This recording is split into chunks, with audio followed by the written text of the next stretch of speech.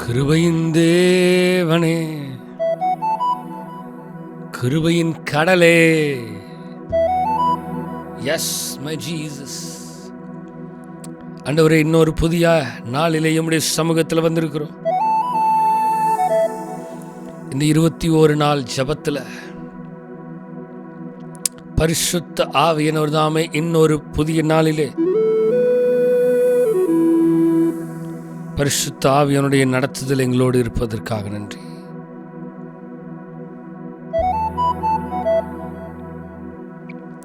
கிருபையின் தேவனே உமக்கு நன்றி. மகிமையானவரே உமக்கு நன்றி. எங்கள் தலையை நிமிரச் செய்கிறவரே, எங்கள் தலையை நிமிரச் செய்கிறவரே, எங்களை வாழ வைத்துக் கொண்டிருக்கிறவரே, எங்கள் வழிகாட்டியே,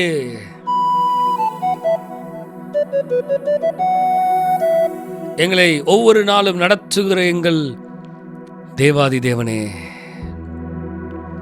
இந்த கால வேளையிலே உங்களுடைய சமூகத்தில் வந்திருக்கிறோம். பரிசுத்த ஆவியானவர் தாமே நீர் எங்களை ஆளுகை செய்து வழி நடத்துவீராக. உடைய கரத்தில் தருகிறோம், தாழ்த்துகிறோம். நீரே ஆளுகை செய்யுங்க. இயேசுவின் மூலம் ஜெபம் கேளும் எங்கள் ஜீவனுள்ள நல்ல பிதாவே, ஆமென், ஆமென், ஆமென், ஆமென், ஆமென், ஆமென்.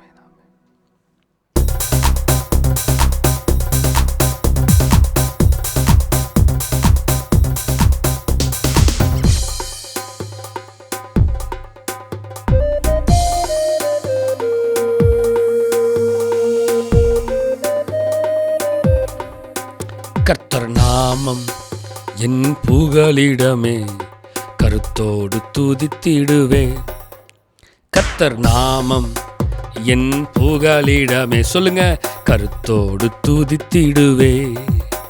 கர்த்தர் நாமம் என் புகலிடமே, கருத்தோடு துதித்திடுவே. கர்த்தர் நாமம் என் புகலிடமே, கருத்தோடு துதித்திடுவேன். யெகோவா ஈரே, எல்லாமே பார்த்துக் கொள்வீர்.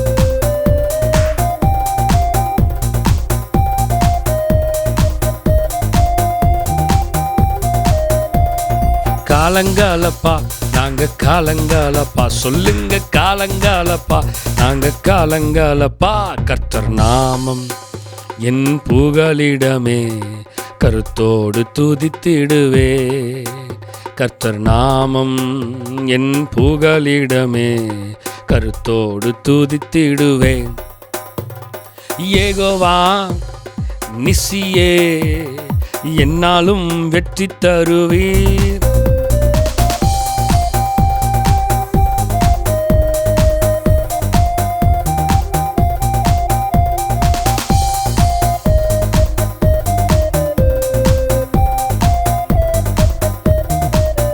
கர்த்தர் நாமம், சொல்லுங்க, என் புகலிடமே, கருத்தோடு துதித்திடுவே. கர்த்தர் நாமம் என் புகலிடமே, கருத்தோடு துதித்திடுவே. எஸ், யெகோவா ராஃபா, சுகம் தரும் தெய்வமே. யெகோவா ராஃபா, சுகம் தரும் தெய்வமே. ஸ்தோத்திரமே அப்பா, ஸ்தோத்திரமே, ஸ்தோத்திரமே அப்பா, ஸ்தோத்தி.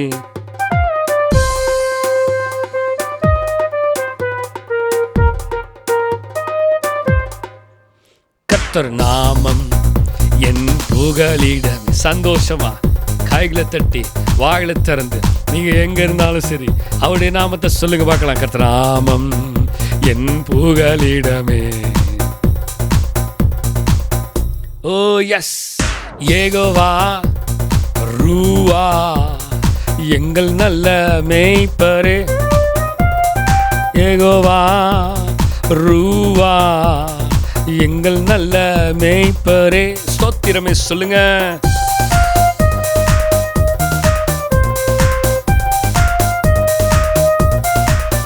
கர்த்தர் நாமம் என் புகலிடமே, கருத்தோடு துதித்திடுவே. கர்த்தர் நாமம் என் புகலிடமே, கருத்தோடு துதித்திடுவே. கர்த்தர் நாமம் என் புகலிடமே, கருத்தோடு துதித்திடுவே. கர்த்தர் நாமம் என் புகலிடமே, கருத்தோடு துதித்திடுவே. சொல்லுங்க, ஷாலோம் யெகோவா ஷாலோம், சமாதானம் தருகிறேன்.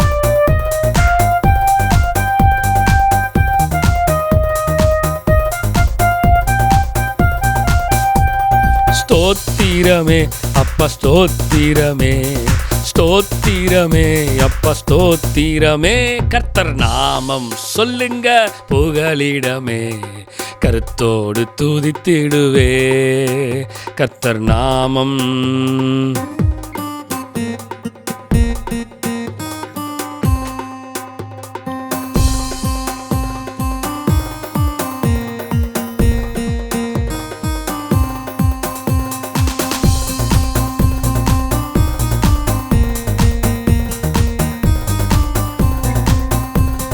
நாமம் என் புகலிடமே, கருத்தோடு துதித்திடுவே.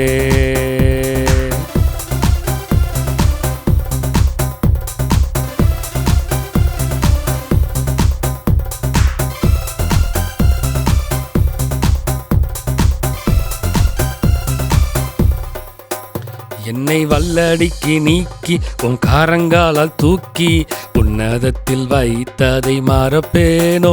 என்னை வல்லடிக்கு நீக்கி உன் கரங்காலால் தூக்கி உன்னதத்தில் வைத்ததை மறப்பேனோ.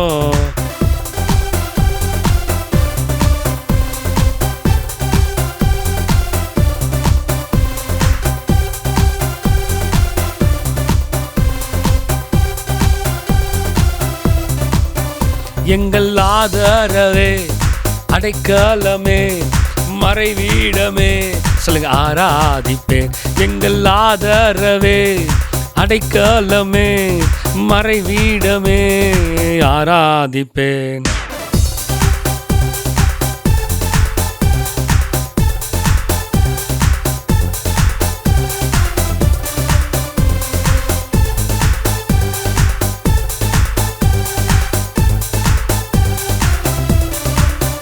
என்னை வல்லடிக்கு நீக்கி உன்னதத்தில் வைத்ததை மறப்பேனோ. என்னை வல்லடிக்கு நீக்கி உன் கரங்காலால் தூக்கி.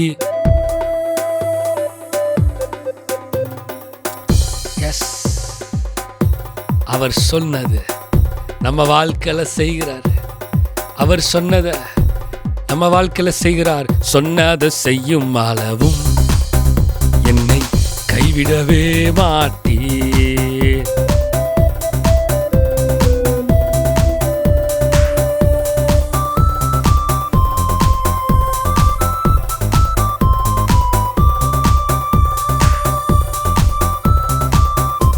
எல்பெத்தேல்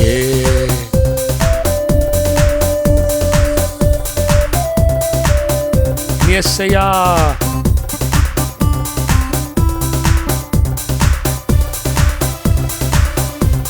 பெத்தேல் பெத்தேல்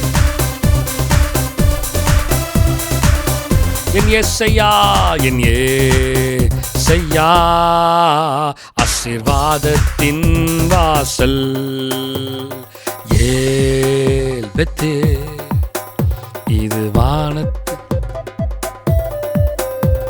என் யெசையா ஆசீர்வாதத்தின்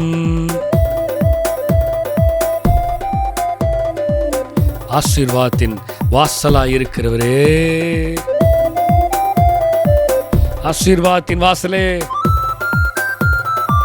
ஆசீர்வாதத்தின் வாசலே. மேற்கு கிழக்கு வாரக்கு தெற்கு பாரம்பு வா என்றீரே. பூமியின் தூளை போலும் சந்ததி பெருகும் என்று வாக்குரைத்தீரே. சொல்லுங்க, மேற்கு கிழக்கு வடக்கு தெற்கு பரம்பு வா என்றீரே. பூமியின் தூளை போலும் சந்ததி பெருகும் என்று வாக்குரைத்தீரே.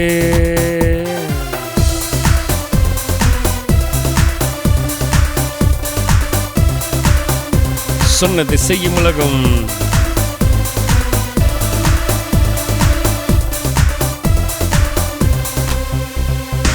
ஏல் பெத்தே, இது வானத்தின் வாசல். என் ஏசையா ஆசீர்வாதத்தின் வாசல். ஏல் பெத்தே,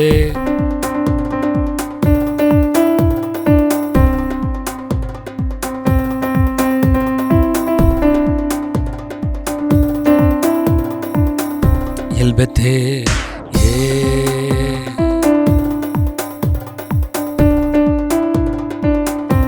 ஏசையா ஆசீர்வாதத்தின் வாசலே. ஆசீர்வாதத்தின் வாசலே, ஆசீர்வாதத்தின் வாசலே, ஆசீர்வாதத்தின் வாசலே, ஆசீர்வாதத்தின் வாசலே. எங்கள் ஆசீர்வாதத்தின் வாசலாக இருக்கிறவரே, எங்கள் ஆசீர்வாதத்தின் வாசலே, வாசலே, எங்கள் ஆசீர்வாதத்தின் வாசலே, எங்கள் ஆசீர்வாதத்தின் வாசலே, எங்கள் ஆசீர்வாதத்தின் வாசலே, எங்கள் ஆசீர்வாதத்தின் வாசலே. ஓ ஆமென், எங்கள் ஆசீர்வாதத்தின் வாசலே. தேவகுமாரா, தேவகுமாரா, தேவகுமாரா, தேவகுமாரா, தேவகுமாரா, தேவகுமாரா. சொல்லுங்க, கொஞ்சம் நினைச்சிடுங்க. தேவகுமாரா, தேவகுமாரா, நீங்க நினைச்சா ஆசீர்வாதம்தான், நீங்க மறந்தா எங்கே போவேனா. நீங்க நினைச்சா ஆசீர்வாதம்தான், நீங்க மறந்தா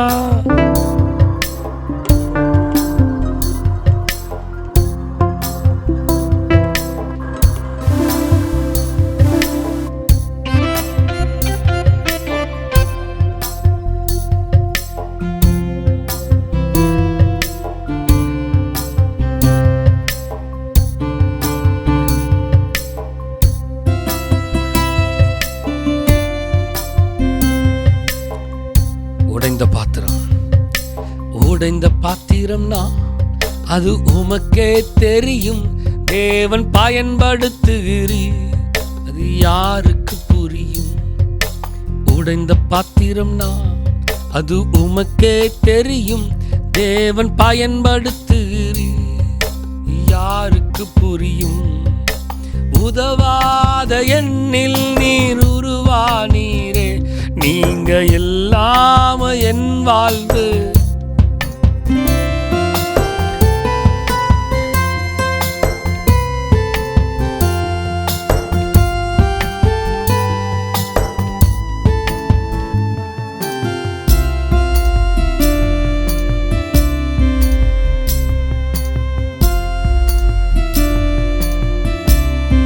சொல்லுங்க, தேவகுமாரா, தேவகுமாரா, தேவகுமாரா, தேவகுமாரா, தேவகுமாரா, தேவகுமாரா, தேவகுமாரா, தேவகுமாரா, தேவகுமாரா, தேவகுமாரா, தேவகுமாரா, தேவகுமாரா, தேவகுமாரா.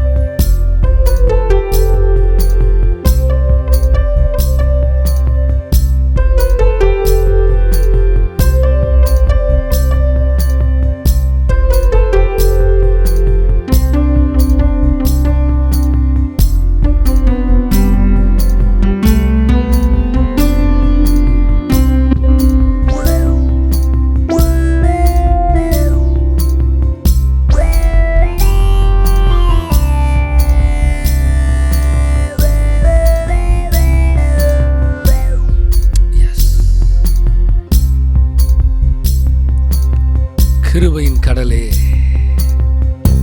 கிருபையின் கடலே, கிருபையின் கடலே, எங்களை வாழ வைத்துக் கொண்டிருக்கிறவரே,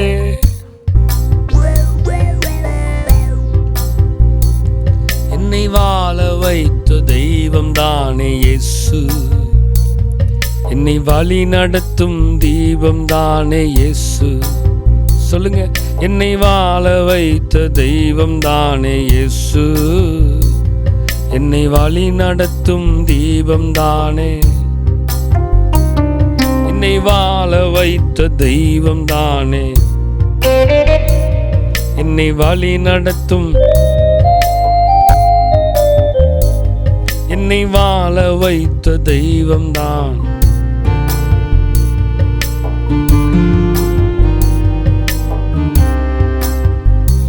என்னை வாழ வைத்த தெய்வம் தானே,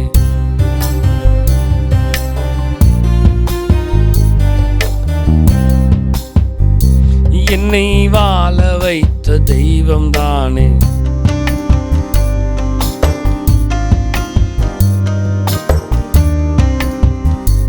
என்னை வாழ வைத்த தெய்வம் தானே இயேசு, இயேசு, இயேசு, இயேசுவே இரட்சகரே, என் தெய்வமே, இயேசுவே இரட்சகரே, சுகம் தரும் என் தெய்வமே, சுகம் தரும் என் தெய்வம். தழும்புகளால், உங்க தழும்புகளால் சுகமானே, உங்க வார்த்தையால சுகமா, உங்க கழும்புகளால் சுகமானேன், உங்க வார்த்தையால, உங்க வார்த்தையால. சொல்லுங்க, எஸ்ஐயா, எஸ்ஐயா இரட்சகரே, சுகம் தரும் என் தெய்வமே, எஸ்ஐயா இரட்சகரே, சுகம் தரும் என் தெய்வமே, உங்க தழும்புகளால் சுகமானே, உங்க வார்த்தையால சுகமானே. ஓ எஸ், உங்க தழும்புகளால் சுகமான்.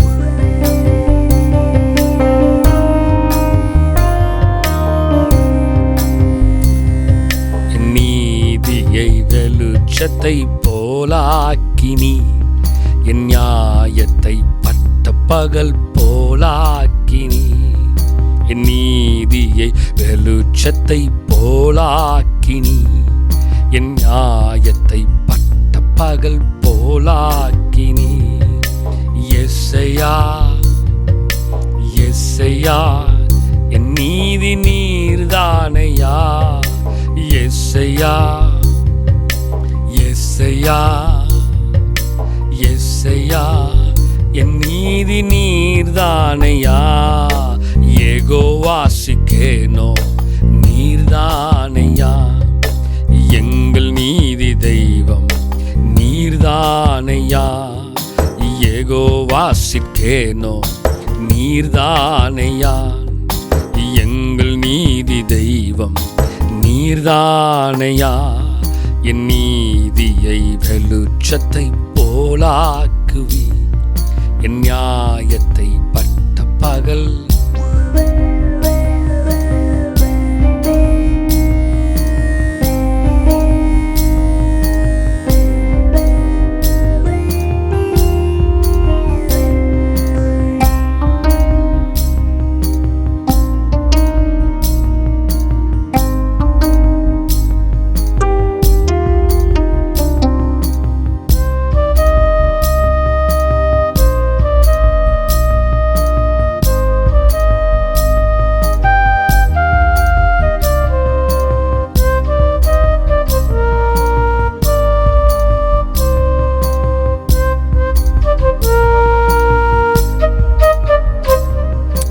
யெகோவா சிக்கேனோ நீர்தானையா, எங்கள் நீதி தெய்வம் நீர்தானையா,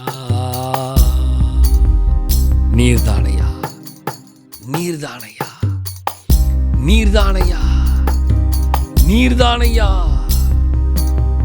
இம்மட்டும் எங்களை நடத்துனீங்க, அதற்காக நன்றி. இனிமேலுமாக நீர் எங்களை ஆளுகை செய்து நடத்துவீங்க. உடைய கரத்தில் தருகிறோம். நீர் எங்களோடு பேசுவீராக.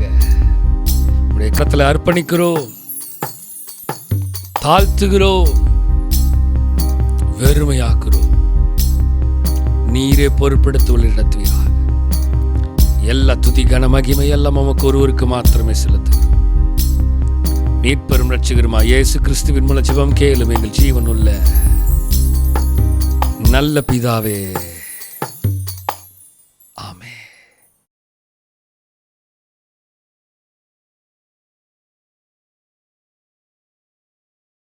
ஹல்லேலூயா. தேவனுடைய நாமம் மகிமைப்படுவதாக.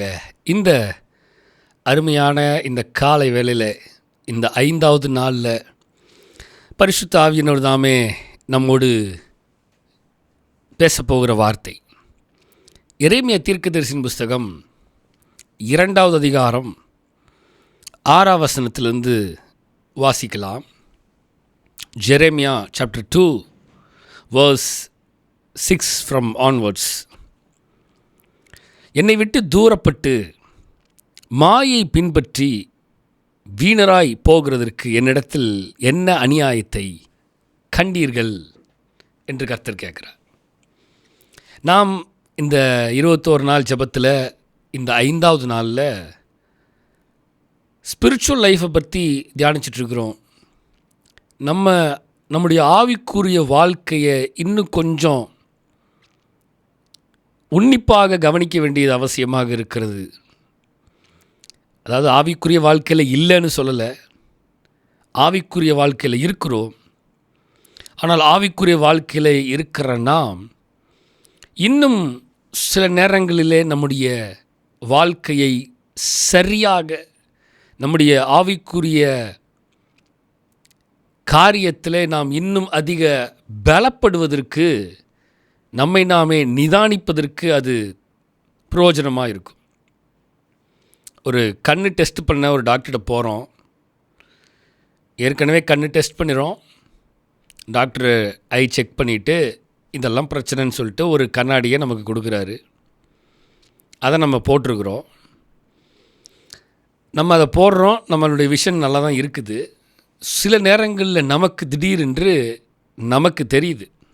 என்ன தெரியுதுன்னா, ஏதோ ஒரு சின்ன ஒரு பிரச்சனைகள் என்னுடைய கண்ணில் தெரிகிறதாக நான் உணரப்படுகிறேன். அப்போ உணரும் பொழுது நான் உடனே என்ன பண்ணுறேன், டாக்டர்கிட்ட போகிறேன். திரும்பியுமா ஹாஸ்பிட்டல் போகிறேன். டாக்டரை பார்க்குறேன். டாக்டர் சொல்கிறாரு, நீங்கள் கண்ணாடி போட்டிருக்கிறீங்க, எல்லாமே ஓகே.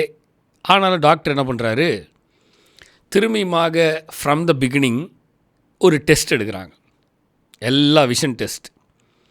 உங்களுக்கு இந்த நம்பர் தெரியுதா, இவ்வளோ பெரிய லெட்டர்ஸ் தெரியுதா, இவ்வளவு சிறிய லெட்டர்ஸ் உங்களால் படிக்க முடியுதா, படிங்க. இது என்னென்ன லெட்டர் படிங்க. உங்களுடைய விஷனை திருப்பியும் அவங்க ஃபஸ்ட்லேருந்து ஆராயிடுறாங்க, நிதானிக்கிறாங்க. சரியாக இருக்குதா, இல்லை எந்த பகுதியில், எந்த ஏரியாவில் ஃபால்ட் இருக்குது அப்படிங்கிறத ஐடென்டிஃபை பண்ணணுங்கிறதுக்காக, கிளாரிஃபை பண்ணணுங்கிறதுக்காக அவங்க எல்லாத்தையும் செய்கிறாங்க. சில நேரங்களில் விஷன் சரியாக தெரியாதனால சில ட்ராப்ஸை கண்ணில் ஊற்றுறாங்க. எதுக்குன்னா, நம்முடைய ஐசைட்டை இன்னும் கொஞ்சம் ஓப்பன் பண்ணி கொடுத்தா இன்னும் அவங்க தெளிவாக பார்க்குறதுக்காக. நன்றாக கவனிங்க.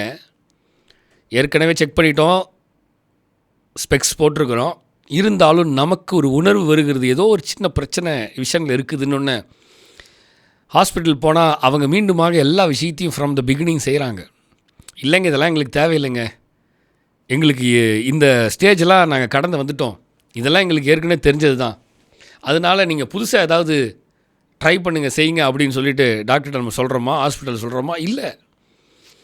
அவர்கள் என்ன ப்ரொசீஜர் செய்கிறாங்கங்கிறது நமக்கு தெரியும். அந்த ப்ரொசீஜருக்காக நம்ம அமர்ந்திருக்கிறோம், காத்திருக்கிறோம். ஃப்ரம் த பிகினிங் திருப்பியும் கண்ணை மூடுங்க, ஒத்த கண்ணை மூடுங்க, ரைட்டை மூடுங்க, லெஃப்ட்டை மூடுங்க, இது என்ன சொல்லுங்கள், அது என்ன நம்மகிட்ட கேட்குறாங்க. திரும்ப திரும்ப திரும்ப திரும்ப நம்ம சொல்கிறோம். ஸோ நம்முடைய கண்ணை நிதானிக்கிற அந்த என்ன பிரச்சனைன்னு கண்டாரைய அந்த கண்டுபிடிக்கிறதுக்கு கண்டடைய அவங்க எல்லா விஷயத்தையும் அவங்க கவனிக்கிறாங்க.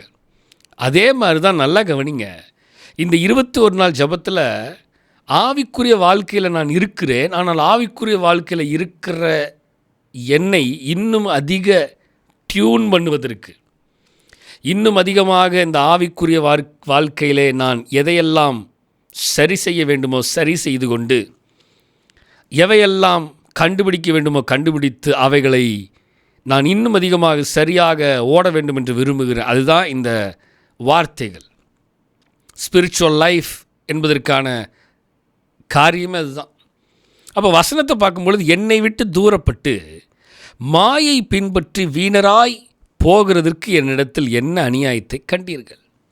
ஸ்பிரிச்சுவல் லைனில் தானே நீ இருக்கிற, ஆவிக்குரிய வாழ்க்கையில் தானே இருக்கிற. நீ ஆவிக்குரிய வாழ்க்கையில் இருக்கும் பொழுது என்னை விட்டு மாயையை பின்பற்றி வீணராய் தூரமாய் போகிறதற்கு அப்படி என்கிட்ட என்ன நீங்கள் பார்த்தீங்க? செழிப்பான தேசத்தில் கனியையும் நன்மையையும் சாப்பிடும்படிக்கு நான் உங்களை அவ்விடத்திற்கு அழைத்து கொண்டு வந்தேன். ஆனாலும் நீங்கள் அதற்குள் பிரவேசித்த போது என் தேசத்தை தீட்டுப்படுத்தி என் சுதந்திரத்தை அருவருப்பாக்கினீர்கள்.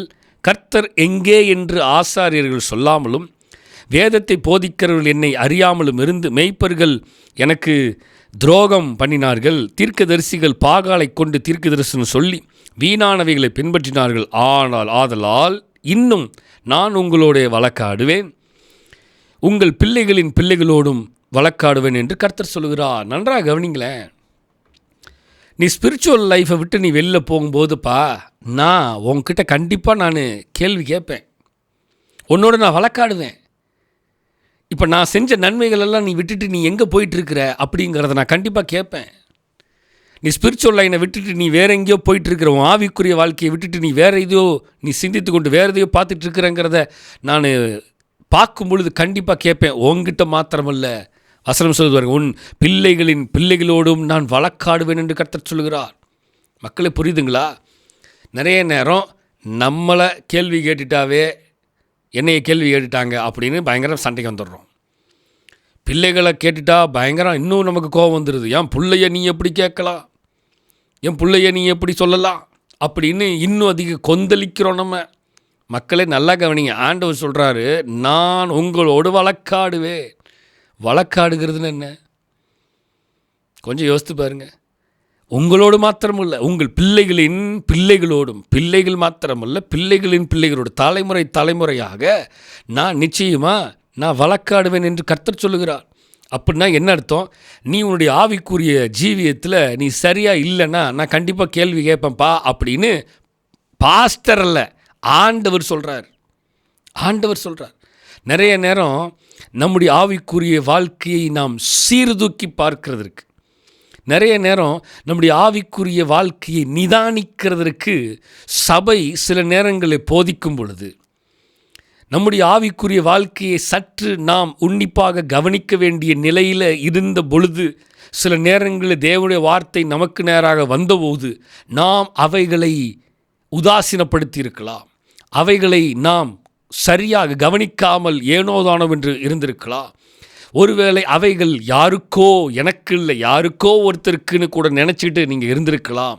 இல்லை என்றால் இந்த வார்த்தை எனக்கு நேராக என்னை பற்றியே குத்துற மாதிரியா பேசுகிறாங்கய்யா அப்படின்னு உங்களுக்கு கோபம் கூட வந்திருக்கலாம். கர்த்தர் சொல்கிறாரு, தெளிவாக சொல்கிறார். அவருடைய வார்த்தை சொல்லுகிறது என்ன தெரியுமா? அழகா ஆண்டவருடைய வார்த்தை சொல்லுது. 2ஆம் அதிகாரம் 6ஆம் வசனத்தில், என்னை விட்டு தூரப்பட்டு மாயை பின்பற்றி வீணராய் போகிறதற்கு என்னிடத்தில் என்ன அநியாயத்தை கண்டீர்கள். கொஞ்சம் சிம்பிளாக சொல்லுப்பா, நான் உனக்கு நன்மையை செஞ்சேனா அநியாயத்தை செஞ்சேனா சொல்லு அப்படின்னு தான் ஆண்டவர் டைரெக்டாக கேட்குறார். இப்போ கொஞ்சம் யோசித்து பாருங்கள். சபை உங்களுக்கு அநியாயம் செஞ்சதா, இல்லை சபை உங்களை நியாயமான பாதையிலே நடத்துகிறதா? ஆண்டவர் உங்களை அநியாயமான பாதையில் நடத்த வேண்டும் என்று விரும்பி நடத்துகிறாரா? இல்லை, ஆண்டவர் உங்கள் வாழ்க்கையை நியாயமான பாதையில், ஆவிக்குரிய வாழ்க்கையில் நடத்த வேண்டும் என்று விரும்புகிறாரா? நிறையா நேரம் நம்முடைய பிரச்சனை என்னென்னா, சரியான பாதையை நாம் விரும்புவது இல்லை. நேர்வழியாய் நடத்துகிறது நமக்கு அநேக நேரம் பிடிப்பதில்லை. ஆவிக்குரிய வாழ்க்கையிலே நிலை நிற்க வேண்டும் என்பது நமக்கு அநேக நேரம் கசப்பாகவும் பிடிக்காத ஒரு காரியமாகவும் தோன்றுகிறது. இந்த 21 நாளில் ஆண்டவர் திரும்பியும் ரீபில்ட் பண்ண வேண்டும் என்று விரும்புகிற ஒரு விஷயம், உன்னுடைய ஆவிக்குரிய லைஃப்பை கொஞ்சம் திரும்பியும் கட்டி எழுப்பப்படுவதற்கு, ஸ்பிரிச்சுவல் லைஃப்பை கொஞ்சம் உனக்கு நீயே சோதிச்சு அறிஞ்சு நீ பார்க்க வேண்டும் அப்படின்னு ஆண்டவர் நமக்கு சொல்கிறார். மக்களை புரிகிறதா? நம்முடைய ஆவிக்குரிய வாழ்க்கையை நாம் சரி செய்ய வேண்டும்.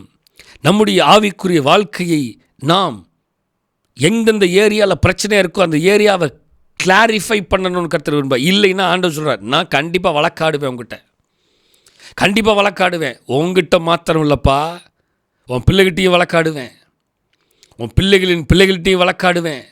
நான் சொல்லலைங்க. ஆண்டோடைய வார்த்தையை நான் அப்படியே சொல்கிறேன். ஆண்டோடைய வார்த்தை சொல்லுகிறது, 9ஆம் வசனம், நான் உங்களோட வழக்காடுவேன், உங்கள் பிள்ளைகளின் பிள்ளைகளோடு வழக்காடுவேன். உன் வாழ்க்கையை நீ சரி பண்ணலைன்னா நான் கண்டிப்பாக கேட்பையா அப்படின்னு ஆண்டவர் சொல்கிறார். ஆண்டவர் கேட்காம வேற யார் கேட்க போகிறா? ஏன்னா என் வாழ்க்கையை ஆசீர்வதிச்சிருக்கிறது அவர், என்னை உயிரோடு வச்சிருக்கிறது அவர், என் தேவையை சந்திக்கிறது அவர், எனக்கு எல்லாம் கொடுக்கிறது அவர் கேட்காம வேற யார் கேட்பா? அவர் என்னை சரி பண்ணாமல் வேற யார் சரி பண்ண போகிறா? அவர் என்னுடைய ஆவிக்குரிய வாழ்க்கையை நீ சரி பண்ணி சரியாக என்னோடு கூட இருக்கணும், என்னோடு கூட நடக்கணும்னு சொல்லாமல் வேற யார், ஆண்டவர் சொல்லாமல் வேற யார் சொல்ல போகிறா? சற்று சிந்திங்க மக்களே, தேவ பிள்ளைகளை. இந்த 5வது நாளில் ஆவியான இந்த காலை வேளையில் பேசிகிட்டு இருக்கிறாரு. கொஞ்சம் உங்கள் வாழ்க்கையை யோசிச்சு பாருங்க. வசனம் சொல்லுகிறது, ஏசாயா 63ஆம் அதிகாரம் 9ஆம் வசனத்திலிருந்து வாசிக்கிறேன். Isaiah chapter 63 9 onwards, verse 9 onwards, 9ஆம் வசனத்திலிருந்து வாசிக்கிறேன். அவர்களுடைய எல்லா நெருக்கத்திலும் அவர் நெருக்கப்பட்டார். அவர்களுடைய எல்லா நெருக்கத்திலும் அவர் நெருக்கப்பட்டார். அவருடைய சமூகத்தின் தூதனானவர் அவர்களை இரட்சித்தார். அவர் தமது அன்பின் நிமித்தமும் தமது பரிதாபத்தின் நிமித்தமும் அவர்களை மீட்டு பூர்வ நாட்களில் எல்லாம் அவர்களை தூக்கி சுமந்து வந்தார். கொஞ்சம் யோசிச்சு பாருங்க. என்னுடைய ஆவிக்குரிய வாழ்க்கையில் ஆண்டவர் என்ன சொல்கிறாரு? உன்னை நான் நடத்தி வந்தது நான் தான்ப்பா, உன்னுடைய எல்லா நெருக்கத்திலையும் நான் நெருக்கப்பட்டேன் என்று ஆண்டவர் சொல்கிறார். நான் கஷ்டப்படும் போதெல்லாம் அவர் கஷ்டப்பட்டார், நான் துக்கப்படும் போதெல்லாம் அவர் துக்கப்படுகிறாரு. என் மகன் துக்கத்தில் இருக்கிறான், அவனை சீக்கிரம் துக்கத்திலேருந்து வெளியில் கொண்டு வரணும். என் மகள் போராட்டத்தில் இருக்கிறா, அவளை எப்படியாவது சீக்கிரம் போராட்டத்திலேருந்து நான் மீட்டெடுக்கணும். அவர் சொல்கிறார் பாருங்க, அவர்களை ரட்சித்தார். நம்மை ரட்சித்த தேவன் அவர், நம்மை ரட்சித்த தேவன். அவர் சொல்கிறார் பாருங்க, பூர்வ நாட்களெல்லாம் அவர்களை தூக்கி சுமந்து வந்தேன். அவர் நம்மளை தூக்கி சுமந்து வந்தாராம். கொஞ்சம் யோசித்து பாருங்க. நம்முடைய வாழ்க்கையில் அவர் சுமந்து கொண்டு வரார், அவர் நம்மை சுமந்து கொண்டு போகிறார். ஆனால் நம்ம சொல்கிறோம், ஆண்டவர் நமக்கு வேண்டாம், இது நமக்கு ஆகாது, அது நமக்கு வேண்டாம், இது எனக்கு பிடிக்கலை, இது பேசுகிறது எனக்கு பிடிக்கலை, இப்படி சொல்கிறது எனக்கு பிடிக்கல. ஆனால் யார் சுமந்து வந்தது? என்னை சுமந்து வந்தவர் அவர், ஆனால் அவரை எனக்கு பிடிக்கவில்லை. எப்படி இருக்குது? நல்லா இருக்குல்ல? என்னை நடத்தி வந்தவர் அவர், ஆனால் அவர் என்னை பிடிக்கவில்லை. அவரை எனக்கு பிடிக்கலை. அவர் என்னை நடத்தி வந்தார், என்னை காப்பாற்றினார், நீ எதுக்கு என்னை காப்பாற்றுற அப்படின்னு நான் அவரை கேட்க முடியுமா? நம்ம கேட்குறோம். இன்றைக்கு இந்த 5வது நாள் ஆவியானவர் சொல்கிறார், 10ஆம் வசனம் பாருங்க, அவர்களோ கலகம் பண்ணி அவருடைய பரிசுத்த ஆவியை விசனப்படுத்தினார்கள். நம்முடைய ஆவிக்குரிய வாழ்க்கையில் அநேக நேரம் பரிசுத்த ஆவியை விசனப்படுத்தியிருக்கோம். இந்த 5வது நாள் ஆண்டவர் சொல்கிறார், விசனப்படுத்தாதையா, கலகம் பண்ணாதையா. ஆதலால் அவர் அவர்களுக்கு சத்ருவாய் மாறி அவரே அவர்களுக்கு விரோதமாக யுத்தம் பண்ணினார். இப்போ என்ன ஆச்சு தெரியுமா? ஆண்டவரே நமக்கு சத்துருவாக மாறுறாராம். ஐயோ, இதை கேட்கும் பொழுதே பயங்கரமாக இருக்குது. ஆதலால் அவர் அவர்களுக்கு சத்துருவாய் மாறி, நான் உன்னை சுமந்து வந்தேன், உன்னை ஏந்தி கொண்டேன், உன்னை எல்லா விதத்திலும் நடத்தினேன், உன் ஆவிக்குரிய ஜீவியத்தில் நீ என்னோடு கூட ஸ்ட்ரென்த்தனாகி நீ பலப்பட்டு உன்னை எல்லா விதமான ஆசீர்வாதங்களினால் நிறைத்து உன்னை ஆசீர்வதித்து வந்தேன். ஆனால் நீ எனக்கு விரோதமாக கலகம் பண்ணியப்பா. இப்போ நானே உனக்கு அகெயின்ஸ்டாக வரேன்.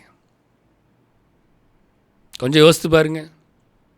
அடுத்த லைன், அவரே அவர்களுக்கு விரோதமாக யுத்தம் பண்ணினார். எல்லா யுத்தங்களை தடுத்து நிறுத்துறது நம்முடைய ஆண்டவர். நம்ம ஆவிக்குரிய வாழ்க்கையிலிருந்து நாம் ஆண்டவரை தூக்கி வீசினோம்னா அவர் சொல்கிறாரு, நான் உன்கிட்ட யுத்தம் பண்ண வரேன்.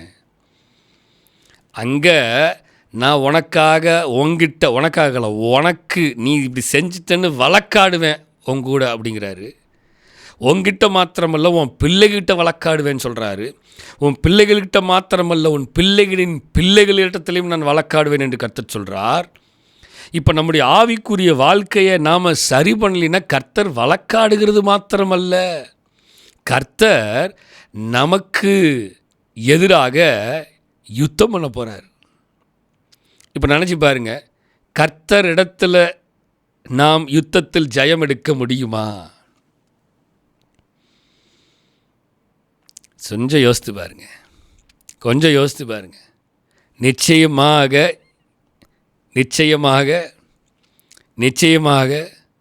நாம் ஜெயம் எடுக்க முடியவே முடியாது. அநேக நேரம் நம்முடைய சுயத்திலே நினைத்து கொண்டிருக்கிறோம் எல்லாவற்றையும் ஜெயம் எடுத்து விட்டலாம். நம்முடைய சுயத்தினால் நினச்சிட்ருக்கோம் எல்லாத்தையும் ஜெயம் எடுத்துடலாம்.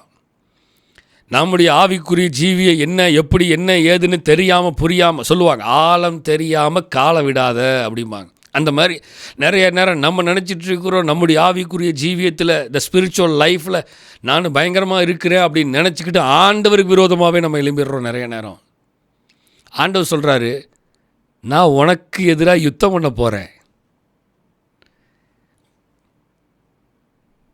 ஆண்டவருடைய யுத்தத்தில் ஆண்டவருக்கு எதிராக நாம் ஜெயம் எடுக்க முடியுமா? கொஞ்சம் யோசித்து பாருங்க. ஆனால் நம்ம நினச்சிட்டு இருக்கிறோம், நான் யுத்தத்தை ஜெயிச்சிருவேன்னு. மக்களே, அவர் இல்லைன்னா நம்ம இல்லை. அவர் நமக்கு கொடுத்த இந்த ஆவிக்குரிய வாழ்க்கை இல்லை என்றால் எதுவுமே இல்லை. ஆனால் நான் அவருக்கு விரோதமாகவே கலகம் பண்ணுறேன். அவருக்கு விரோதமாகவே அவர் தந்த ஆவிக்குரிய வாழ்க்கையை விட்டு நான் விலகுகிறேன். அவர் கண்களுக்கு முன்பதாகவே அவர் சொல்கிறார், நான் உன்னை ஏந்தி தாங்கி சுமந்து கொண்டு வந்தேன். ஆனால் என் கண்ணு முன்னாடி உன்னை தூக்கிட்டு போன என்னையே நீ தூக்கி வீசிட்டு போறியே. நிறைய நேரம் நம்முடைய ஆவிக்குரிய வாழ்க்கை இப்படி தான் இருக்கிறது. வசனத்தை வாசிக்கலாம். ஓசியா 13ஆம் அதிகாரம் 4ஆம் வசனத்திலிருந்து வாசிக்கலாம். ஓசியா தீர்க்கதரிசியின் புஸ்தகம் 13ஆம் அதிகாரம் 4ஆம் வசனத்திலிருந்து வாசிக்கும் பொழுது, நான் உன்னை எகிப்து தேசத்திலிருந்து அழைத்து வந்தது முதல் உன் தேவனாகிய கர்த்தராய் இருக்கிறேன். ஆகையால் நீ என்னையன்றி வேறே தேவனை அறிய வேண்டாம். என்னையன்றி இரட்சகர் ஒருவரும் இல்லை. அவர் தெளிவாக சொல்கிறார், நான் தான் உன்னை தூக்கிட்டு வந்தேன், நான் தான் உன்னை ஏந்தினேன், நான் தான் உனக்கு எல்லாம் செஞ்சேன், நான் தான் உன்னை நடத்தினேன், நான் உனக்கு எல்லாவற்றையும் நடத்தின தேவன் நான் அப்படின்னு சொல்லிட்டு ஆண்டவர் சொல்கிறாரு. உன்னை எகிப்து தேசத்திலிருந்து அழைத்து வந்தது முதல் உன் தேவனாய கர்த்தராய் இருக்கிற நான் தான் இருந்தேன். ஆனால் நீ எனக்கு விரோதமாக கலகம் பண்ணுற. ஆகையால் நீ என்னையன்றி வேறு தேவனை அறிய வேண்டாம். மக்களே, ஆண்டவர் சொல்கிறாரு, இந்த ஸ்பிரிச்சுவல் லைஃப்லேருந்து வேறு காரியத்துக்கு நீ சிந்திக்க வேண்டாம். என்னை என்று இரட்சகர் ஒருவரும் இல்லை. என்னை மாதிரி உன்னைய பாதுகாத்துக்குள்ள உன்னை மீட்டெடுக்கிறதுக்கு வேற யாரும் இல்லை. 5ஆம் வசனம், நான் உன்னை மகா வறட்சியான தேசமாகிய வனாந்தரத்தில் அறிந்து கொண்டேன். தங்களுக்கு இருந்த மேய்ச்சலினால் திருப்தியானார்கள். திருப்தியான பின்பு அவர்கள் இருதயம் மேட்டிமையாயிற்று. ஆதலால் என்னை மறந்தார்கள். பிரச்சனை அதுதான்.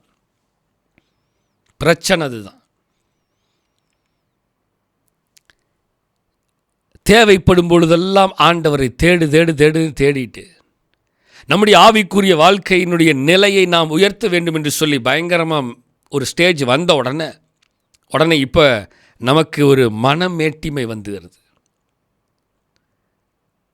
சிலரை நான் பார்க்கிறேன். சிலரை பார்க்கும் பொழுது எனக்கே சில நேரத்தில் வருத்தமாகவும் சில நேரங்களில் சிரிப்பாகவும் இருக்கும். கொஞ்சம் அப்படி இப்படி சர்ச்சில் சில ஆக்டிவிட்டியில் கொஞ்சம் அப்படி செய்ய ஆரம்பித்த உடனே அவங்களுக்குள்ள ஒரு நான் யார் தெரியுமா, எங்கள் குடும்பம் அப்படின்னு ஆட்டோமேட்டிக்கலி வந்துடுது. கர்த்தர் சொல்கிறார், நான் உன்னை எங்கே தெரியுமாப்பா தேர்ந்தெடுத்தேன்? மகா வறட்சியான தேசமாகிய வனாந்திரத்தில் அறிந்து கொண்டேன். நீ வந்த பாதை உனக்கு என்னன்னு தெரியுமா? நீ இருந்த நிலை என்னவென்று உனக்கு தெரியுமா? 10 வருஷத்துக்கு முன்னாடி நீ எப்படி இருந்தன்னு உனக்கு தெரியுமா? 20 வருடங்களுக்கு முன்பதாக உன்னுடைய வேலை என்னன்னு தெரியுமா? இன்னைக்கு கர்த்தர் என்னை உயர்த்தி வைத்திருக்கிறார், கை நிறைய சம்பாதிக்கிறேன், கர்த்தர் கொடுத்தார் அப்படின்னு சொல்கிறோம். கர்த்தர் கொடுத்தார்னு சொல்கிறது மாத்திரமல்ல, அதை ஆவிக்குரிய வாழ்க்கையோட இணைஞ்சு சொல்லணும், இணைஞ்சு நடக்கணும். வெறும் வாயின் வார்த்தைகளாக கர்த்தர் எங்களை மேன்மையாக வைத்திருக்கிறார்னு சொல்லுகிறதல்ல, பெருமைக்கு சொல்லுகிறதல்ல.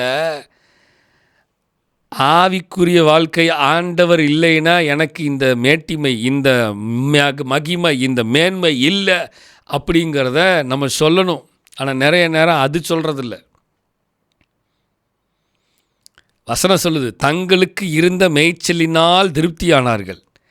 மேய்ச்சலை கண்டடைய வரைக்கும் அப்படியே அமைதியாக இருந்து மேய்ச்சலை எல்லாம் கண்டடைந்து விட்டு, அடுத்த லைன் பாருங்கள், திருப்தி ஆன பின்பு அவர்கள் இருதயம் மேட்டிமையாயிற்று. என்னைக்கு சாட்டிஸ்ஃபை ஆகிறார்களோ ஒரு மனிதர்கள், ஒரு ஸ்டாண்டர்ட் லெவல் அப்படின்னு ஒரு லெவலுக்கு வந்த உடனே ஒரு மனமேட்டிமை வருது. மனமேட்டிமை வந்த உடனே எங்களுக்கு தெரியும் எல்லாம் அப்படிங்கிற ஒரு மனமேட்டிமை வந்த உடனே அதனால் என்னை மறந்துட்டாங்க. இப்போ மனமேட்டிமை வந்தனால தேவனை மறந்துட்டான், மனமேட்டிமை இருக்கிறது.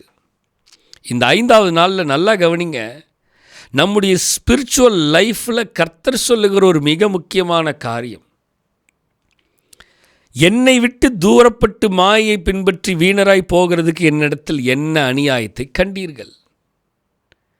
இருக்கிற வரைக்கும் நல்லா இருந்த, அனுபவிக்கிற வரைக்கும் நல்லா அனுபவிச்ச, செய்கிற வரைக்கும் எல்லாம் செஞ்ச, இப்போ மனமேட்டிமை வந்துருச்சு திருப்தியான பின்பு. இப்போ ஆண்டவரை உனக்கு தூரமாக தள்ளி வச்சிட்டப்பா. ஆண்டவர் சொல்கிறார், என்னிடத்தில் என்ன அநியாயத்தை நீங்கள் கண்டீர்கள்?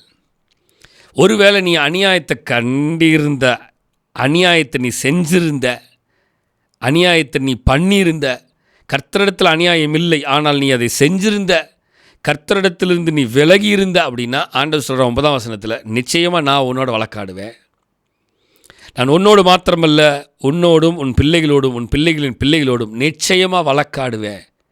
ஏன்னா நான் உன்னை ஏந்தி கொண்டு வந்தேன், உன்னை சுமந்தேன், உன்னை தப்புவித்தேன், உன்னை தூக்குனேன், உன்னை எல்லாமே பண்ணேன். உனக்காக அன்பின் நிமித்தம் எல்லாம் செய்தேன். ஆனால் நீ எனக்கு விரோதமாக கலங்கம் பண்ணினபடினால நான் உனக்கு எதிராக யுத்தம் பண்ணுகிறேன்னு கர்த்தர் சொல்கிறார். நன்றாக கவனிங்க, இந்த 5வது நாளில் ஆவியானவர் தெளிவாக நம்மகிட்ட சொல்கிற ஒரு விஷயம் என்னென்னா, தேவனை சார்ந்து தேவனோடு இருக்கும் பொழுது தான் நம்முடைய ஆவிக்குரிய ஜீவியம் வளரும். நம்முடைய ஆவிக்குரிய ஜீவியம் வளர்ந்த பிறகும் நான் தேவனோடு இருக்கணும். நான் எந்த நிலைக்கு போனாலும் தேவனோடு இருக்கணும். எனக்கு மனமேட்டிமை வரக்கூடாது. எனக்கு சகலமும் அப்படிங்கிற ஒரு மென்டாலிட்டி, மைண்ட் செட் வரக்கூடாது. எனக்கு தான் எல்லாம் தெரியும். ஏன்னா கர்த்தர் நினச்சார்னா ஒரு நிமிஷத்தில் எல்லாத்தையும் தவிடுபடி ஆக்கிடுவார். ஒரு செகண்ட் போதும், ஒரு செகண்ட் எல்லாமே போயிடும். நம்முடைய ஆவிக்குரிய வாழ்க்கையினுடைய 10 வருஷத்துடைய நிலை ஒரு செகண்டில் தவிடுபடி ஆயிரும். இந்த 5வது நாள் ஆவியானவர் சொல்கிறார், இந்த 5வது நாள் ஆவியானவர் நம்மோடு பேசுகிறார். என்னிடத்தில் என்ன அநியாயத்தை கண்டீர்கள்? என்கிட்ட என்ன அநியாயம் பண்ணி பார்த்த? நான் உனக்கு அநியாயம் செய்யவில்லை. நான் உனக்கு நன்மையானதை செய்து கொண்டிருக்கிறேன். ஆனால் நீ நன்மையை பெற்றுக்கொண்ட நீ, நன்மையும் சகல காரியங்களையும் அனுபவித்து நீ திருப்தி அடைந்த பின்பு நீ என்னை மறந்து விட்டாய். திருப்தி அடைந்த பின்பு நீ என்னை மறந்து உன் இருதயம் மனமேட்டிமையானது. மனமேட்டிமை வந்த பிறகு நீ என்னை மறந்து விட்டாய். ஆண்டவர் சொல்கிறார், மறக்காத, என்ன மறக்காத, என்ன மறக்காமல் என்னை பிடிச்சிக்கோ. நீ எந்த உயரத்துக்கு போனாலும், நீ எந்த நிலைக்கு போனாலும்ப்பா, நீ என்னை மறந்துடாத, நீ என்னை விட்டு விலகாத. அதை கர்த்தர் சொல்கிறார், நான் உன்னை விட்டு விலகுவதும் இல்லை, உன்னை நான் கைவிடுவதும் இல்லை என்று கர்த்தர் சொல்கிறார். அவர் தெளிவாக சொல்கிறாரு, நான் உன்னை விட்டு விலகலை, நான் உன்னை கைவிடுவதும் இல்லை. நிறையா நேரம் நீங்கள் பாருங்களேன், நிறையா ஜனங்கள் செய்கிற தவறு என்ன தெரியுமா? அவர்கள் கர்த்தரை விட்டு விட்டு விலகி போய்விடுகிறார்கள். நான் உன்னை விட்டு விலகுவதில்லைன்னு கர்த்தர் சொல்கிறார், ஆனால் அவர்கள் கர்த்தரை விட்டு விலகி போகிறார்கள்.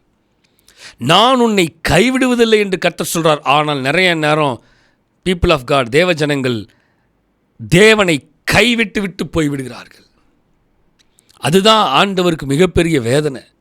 இந்த 5வது நாளில் ஆவியானவர் சொல்கிறார், இந்த சின்ன சின்ன விஷயம் இப்படியெல்லாம் இருக்கிறதெல்லாம் விட்டு விலகி, நான் உன்னை சுமந்து கொண்டு ஏந்தி தாங்கி நடத்தி வருகிறேன், இனிமேலும் உன்னை நடத்த வேண்டும் என்று விரும்புகிறேன். இதெல்லாம் சரி பண்ணிட்டு நீ என்னோட கூட வா. இதையெல்லாம் சரி பண்ணி நீ என்னோட கூட வா. நான் இன்னும் அதிகமாய் உன்னை ஏந்தி, இன்னும் அதிகமாய் உன்னை சுமந்து கொண்டு நான் நடத்துகிறேன். உன்னுடைய ஆவிக்குரிய வாழ்க்கையை இன்னும் அதிகமாக சரி பண்ணி சீர்தூக்கி நீ என்னோடு கூட வாப்பா. இதுவரை உன்னை நடத்தினேன், இனிமேலும் உன்னை ஏந்தி தாங்கி சுமந்து தப்புவித்து பாதுகாத்து பலப்படுத்தி நடத்துகிறேன் என்று கர்த்தர் சொல்கிறார். இந்த கால வேளையிலே ஆவியான நம்மகிட்ட பேசினது தான், ஆவியான நம்மகிட்ட பேசினது தான். தேவன் நம்மை நடத்த வல்லவராயிருக்கிறார். தேவன் நம்மை நடத்த வல்லவராயிருக்கிறார். தேவன் நம்மை நடத்த வல்லவராயிருக்கிறார். அவர் நிச்சயமாய் நம்மை நடத்துவார். அவர் இடத்துல என்ன அநியாயத்தை நாம் கண்டோம்? ஒன்றும் இல்லை. என்னிடத்துல தான் நிறைய அநியாயம் இருக்கிறது. ஆனால் நான் சொல்லுகிறது, தேவனிடத்தில் அநியாயம் இருக்கிறது. தேவன் வாசம் பண்ணுகிற சபையிலே அநியாயம் இருக்கிறது. பாஸ்டர்கிட்ட அநியாயம் இருக்குது. பக்கத்தில் இருக்கிற விசுவாசிக்கிட்ட அநியாயம் இருக்குது. நம்மக்கிட்ட என்ன அநியாயம் இருக்குது? அது ஒருபோதும் நம்ம கண்ணுக்கு தெரியறதில்ல. ஆனால் மற்ற எல்லார் கண்களையும்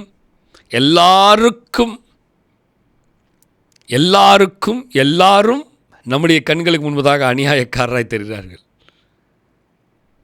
கொஞ்சம் யோசிக்க மக்களே. நம்முடைய ஆவிக்குரிய லைஃப், நம்முடைய ஸ்பிரிச்சுவல் லைஃப் சரி பண்ண வேண்டியது சரி பண்ணுவோம். இன்னும் அதிகமாய் தேவனோடு ஓடுவோம். கர்த்தர் கிருபை செய்வராக. ஜெபிக்கலாம். பரலோக தேவனே, இயேசு கிறிஸ்துவின் நாமத்தினால் இந்த 5வது நாளில் தேவன் எங்களோடு நடத்தினியா இருக்கா? நன்றி. நீர் எங்களை ஏந்தி தாங்கி சுமந்து இம்மட்டும் நடத்தி வந்ததற்காக நன்றி. அநேக நேரம் நாங்கள் உம்மை விட்டு வழி விலகி இருக்கலாம். அநேக நேரம் உமக்கு விரோதமாக நாங்கள் செயல்பட்டுருக்கிறோம். எல்லாவற்றையும் மன்னித்து மறந்து திரும்பவும் எங்களை கட்டி எழுப்பி ஏந்தி தாங்கி சுமந்து எங்களை நடத்தும்படியாக வேண்டிக் கொள்கிறோம். உடைய கரத்தில் எங்களை அர்ப்பணிக்கிறோம், தாழ்த்துகிறோம். நீரே ஆளுகை செய்து வழிநடத்துகிறார்கள். எல்லா துதிகான மகிமை எல்லாம் உமக்கு ஒருவருக்கு மாத்திரமே செலுத்துகிறோம். மீட்பெரும் இரட்சகருமா இயேசு கிறிஸ்துவின் மூலம் ஜெபம் கேளும் எங்கள் ஜீவனுள்ள நல்ல பிதாவே. ஆமென், ஆமென், ஆமென். God bless you. கர்த்தர் உங்களை ஆசீர்வதிப்பாராக.